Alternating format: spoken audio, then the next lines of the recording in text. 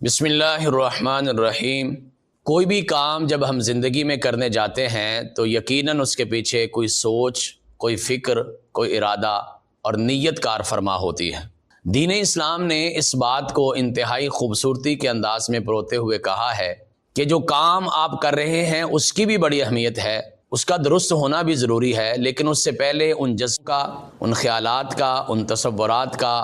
ان ارادوں کا صحیح ہونا ضروری ہے جسے ہم نیت کہتے ہیں۔ اس لیے رسول اللہ صلی اللہ علیہ وسلم کا مشہور ارشاد گرامی ہے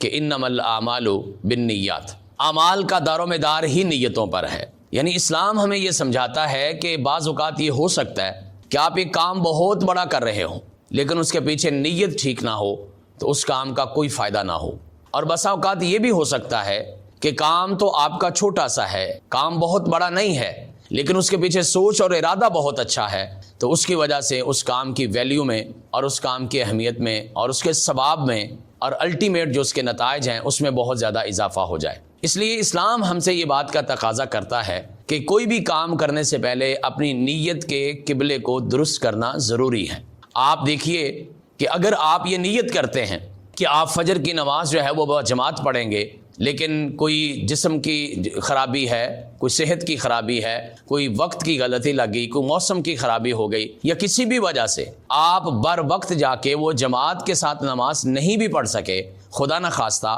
تو آپ کے کھاتے میں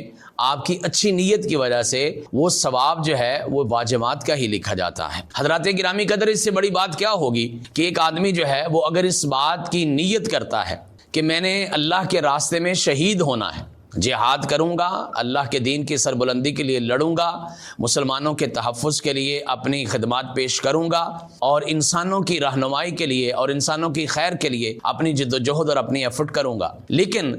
کسی وجہ سے اس کو یہ وقت نہیں ملتا، وہ اپنے گھر سے نکلا بھی نہیں ہے، وہ میدان جہاد میں گیا بھی نہیں ہے، وہ دشمن سے لڑا بھی نہیں ہے، وہ زخمی یا شہید ہوا بھی نہیں ہے، لیکن حدیث پاک کے مطابق یہ ہے کہ اس کے لیے بتا دیا جاتا ہے کہ آپ اس کا ثواب شہادت کا لکھیں گے۔ جب حیرانی سے سوال کیا جائے گا کہ آخر اس کی شہادت کا ثواب کیوں لکھا جائے گا جبکہ یہ شہید تو نہیں ہوا، تو بتایا یہ جائے گا مالک کائنات کی طرف سے کہ اس کی نیت یہ تھی کہ میں نے اللہ کے دین کے لیے لڑنا ہے، اور یہ ایفرٹ کر کے، یہ جہاد کر کے، یہ کوشش کر کے میں نے اللہ کے راستے میں اپنی جان کا نذرانہ پیش کرنا ہے۔ اس کے برعکس یہ حدیث پاک بھی ملتی ہے کہ ایک بندہ جو ہے وہ اپنے گھر سے نکلا بھی ہے، اس نے ایفرٹ کی بھی ہے، وہ میدان جہاد میں گیا بھی ہے، وہ دشمن سے لڑا بھی ہے، حتیٰ کہ زخم کھاتے ہوئے وہ شہید بھی ہو گیا ہے، لیکن اس کے باوجود رسول اللہ صلی اللہ علیہ وسلم فرماتے ہیں کہ اس کو ایک رسی بھی اللہ کے راستے میں خرچ کرنے کا فائدہ نہیں ہوتا۔ آخر اس کی وجہ کیا ہے؟ اس کی وجہ یہ ہے کہ اس کی نیت درست نہیں تھی۔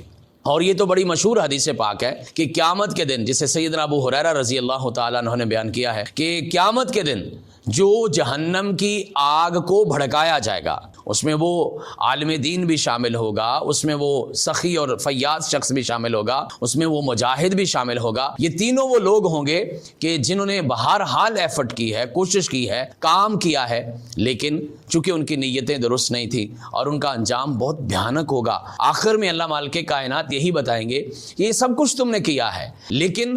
تم نے یہ کام میرے لیے نہیں کیا، تمہاری نیت جو ہے وہ یہ نہیں تھی کہ اللہ راضی ہو جائے، تم دنیا کو راضی کرنا چاہتے تھے، نام کمانا چاہتے تھے، دنیا کے لیے کام کرنا چاہتے تھے، وہ تمہیں مل گیا، فیم بھی ملی ہے، شہرت بھی ملی ہے، آپ کو لوگوں کے اندر آپ کی ایک اچھی نیک نامی بھی ہوئی ہے، لیکن چونکہ آپ نے یہ کام میرے لیے نہیں کیا تھا تو آپ ان کو تینوں کو یہی کہا جائے گا کہ کذبتا کذبتا کذبتا، تم جھوٹ بول رہے ہو،